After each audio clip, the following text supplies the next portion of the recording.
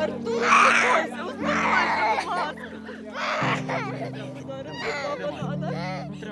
Тримай.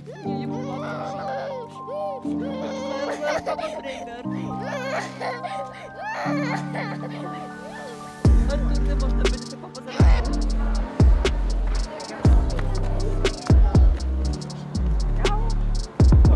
Wszystko widziała.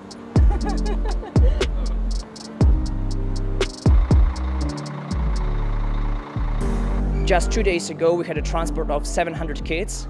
And, you know, it's not easy to find a place for anybody, but it's even tougher to find a place for 700 kids in the same one place. So many great volunteers who are helping. We have food for them. You know, there will be lots of kids who are like very small, so we have to change the diapers, etc., etc.